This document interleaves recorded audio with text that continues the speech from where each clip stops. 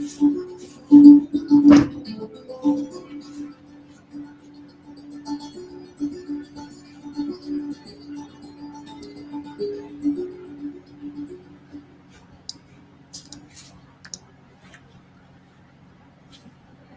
बहुत धन्यवाद।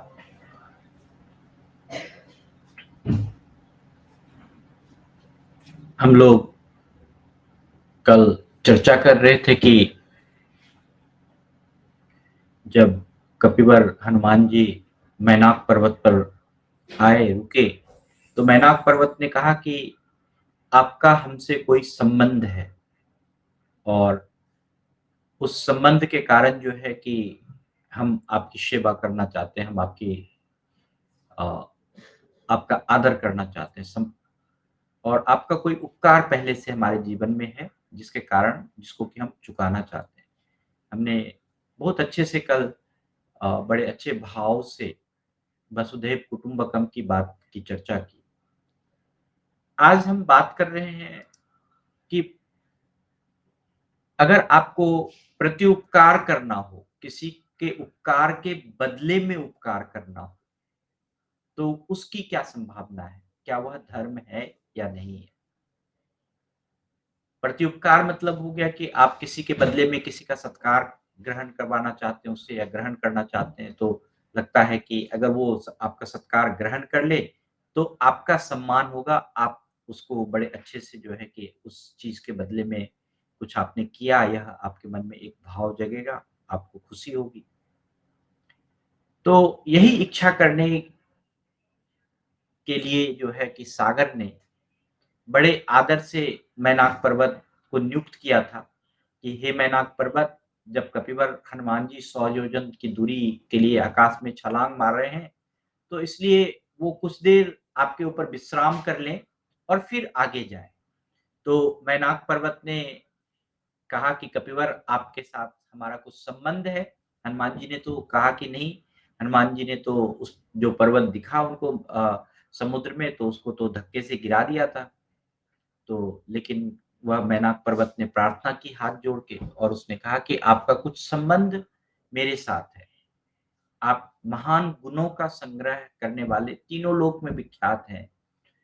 आपके विषय में तो कुछ कह ही नहीं सकते, आप तो कपिश्रेष्ठ हैं, शिरोमणि हैं और साथ-साथ आप महात्मा वायु के पुत्र हैं और वेग उनके ही वेग के समान है, वायु के ही वेग के समान आपका भी वेग है, उससे ज़्यादा ही आप धर्म के ज्ञाता हैं। तो आपको अगर हम पूजा करते हैं, आपकी अगर पूजा होती है, तो साक्षात वायुदेव की पूजा हो जाती है और इसीलिए मैनाक पर्वत ने बड़े विनम्र भाव से कहा कि आप मेरे अवश्य ही आप मेरे पूजनीय हैं, अतः आप ज़रूर कुछ क्षण के लिए हमारे ऊपर विश्राम करें। इसमें एक और कारण है, मैनाक पर्वत ने क्यों ऐसा कहा? आखिर क्या उपकार था जो मैनाक पर्वत जो है हनुमान जी की सेवा करना चाहता था, प्रति उपकार करना चाहता था। और मैंने पिछले दिन भी बताया था कि जब हम सनातन धर्म के बारे में बात करते हैं, तो बहुत सारी जो बातें हैं, वो कोई एक पल अभी वर्तमान से संबंधित नहीं होता है। आप देखेंगे कि हमारी जो पद्धति है, उसमें कई युगों की व्याख्या की गई है। पृथ्वी, इस ब्रह्मांड की संरचना की व्याख्या की गई है। तो आप ऐसा मत समझिए कि आपका जो संबंध है या आप किसी के साथ, अगर मान लीजिए कि बहुत सारे लोग मनोविकास परिवार में आते हैं, तो यह संबंध कोई एक दिन का नहीं है या आज का संबंध नहीं है। यह हो सकता है हमारे जन्म जन्मांतरों का संबंध है या कई जन्मों से हम एक दूसरे को जानते हैं, इसीलिए अभी हम इसको मिल रहे हैं। तो आप अगर हम देखें तो मैनाक पर्वत ने भी कुछ इस तरह से ही हनुमान जी से वार्तालाप किया कि हे तात, पूर्व काल में सतयुग की बात है कि जब सतयुग चल रहा था, तो उन दिनों क्या होता था कि जो पर्वत के भी पंख होते थे और वे भी गरुड़ के समान वेगशाली होकर संपूर्ण दिशा में उड़ते फिरते थे। आप समझिए कि पर्वत के पंख होते थे। प्रकृति में जो चीज़ आपको बहुत ही भयावह, बहुत ही विस्तृत, बहुत बड़ा दिखता है, वह भी उड़ते थे। मतलब कि हमारी जो स्वतंत्रता थी, प्रकृति की जो स्वतंत्रता थी, वो बहुत ही अद्भुत थी, बहुत ही एक विचारणीय थी, कि अगर आप समझिए कि जब पर्वत को पंख हो जाए, तो क्या होगा? तो उस समय भी कुछ ऐसा ही हुआ था, कि जब पर्वत जो है कि पर्वत को पंख होने के कारण तो सभी पर्वत गरुड़ की तरह वेगशाली दिशा में, संपूर्ण दिशा में उड़ते-फिरते थे। तो इस तरह के वेग पूर्वक उड़ने से आने-जाने पर जो देवता थे, ऋषि-मुनि थे, समस्त प्राणी थे, उनको हमेशा उनके गिरने का आशंका और भय लगा रहता था, कहीं वो ऊपर से नीचे तो ना गिर जाए, वह कहीं हम पर तो नहीं गिर जाए। तो यह देखते हुए क्या हुआ कि जो यह आशंका को देखते हुए एक दिन देवराज इंद्र जो है वो बहुत ही कुपित हो गए और उन्होंने वज्र उठाया और वो जितने भी पर्वत थे, हर पर्वत के पंख को काट डाला। लेकिन वह पर्वत देवराज इंद्र ने मुझे मेरे ऊपर भी मैनाक पर्वत कहती है कि मेरे ऊपर भी वज्र उन्होंने गिराया। लेकिन वहाँ पर आपके जो पिता पवन देव थे, सहसा उन्होंने अपने वेग से हमें समुद्र में गिरा दिया। और इसीलिए मैनाक पर्वत ने कहा कि हे वानर श्रेष्ठ, मैं इस छार समुद्र में भी गिरकर आपके पिता ने मेरे पंख की रक्षा कर ली और मैं अपने संपूर्ण अंश से सुरक्षित बच गया। हे पवन नंदन कपिश्रेष्ठ, इसीलिए मैं आपका आदर करता हूँ। आप मेरे माननीय हैं और यह जो संबंध है आपका महान गुणों से युक्त है। इस प्रकार जो चिरकाल से बहुत कई साल के बाद भी जो है कि हम उपकार करना चाहते हैं। आपका जो है हम उस उपकार के बदले में आपका उपकार करना चाहते हैं, हम आपको प्रसन्नचित्त करना चाहते हैं। आपके पिता के जो उपकार था उसका उसका जो बदला था, उस बदला को चुकाने का अवसर मुझे प्राप्त हुआ है। तो इसमें आप प्रसन्नचित्त होकर मेरी और समुद्र की प्रीति का सम्मान संपादन करें और हमारा आतिथ्य ग्रहण करके हमें संतुष्ट करें। वानर शिरोमणि, आप यहाँ पर थकान उतारिए और हमारी पूजा ग्रहण कीजिए और प्रेम स्वीकार कीजिए। ये मैनाक पर्वत ने यहाँ पर कहा।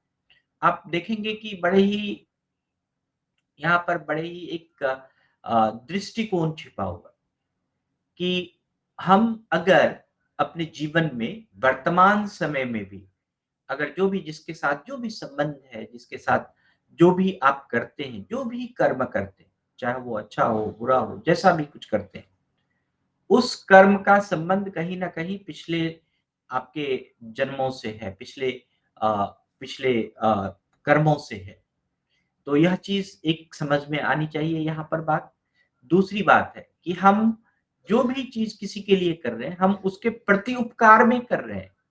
अगर हम वसुधैव कुटुंबकम की भावना लेकर चल रहे हैं, हम हर किसी को अपने परिवारजन के साथ समझ रहे हैं, तो यह कहीं न कहीं हमारे पिछले जन्म का कोई न कोई एक संबंध था।